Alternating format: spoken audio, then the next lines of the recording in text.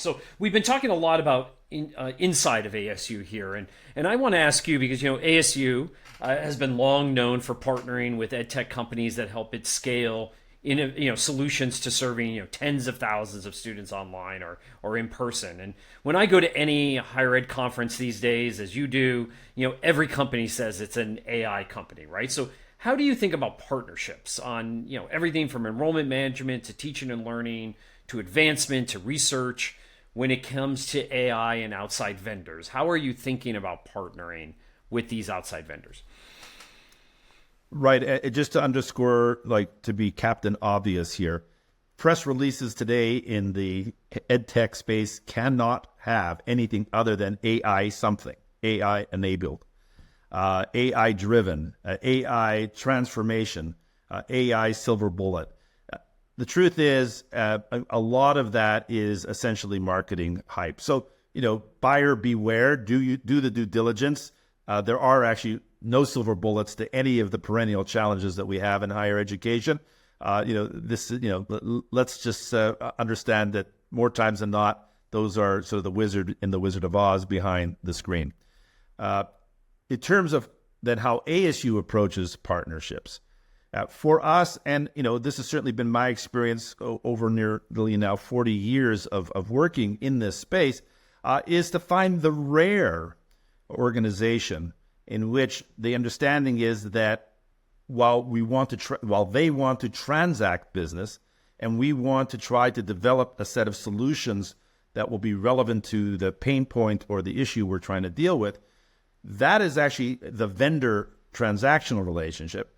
And on top of, so a lot of vendors will say that's the partnership we're after, necessary but insufficient in certainly my terms, and certainly for ASU, because ASU has been doing good partnership work well before I arrived on the scene.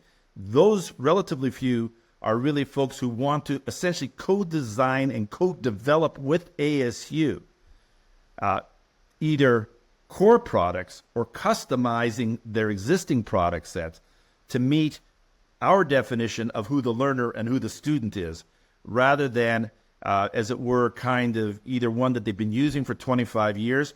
Who is a student, and how do you license software to a student?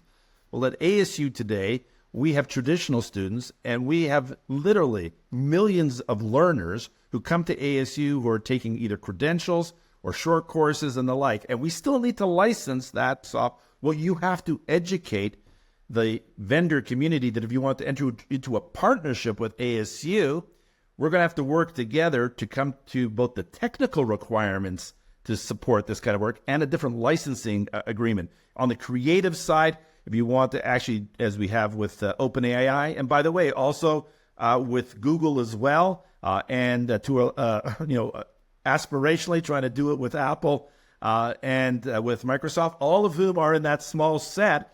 But to try to actually talk about, right, your product people want to get to market quickly.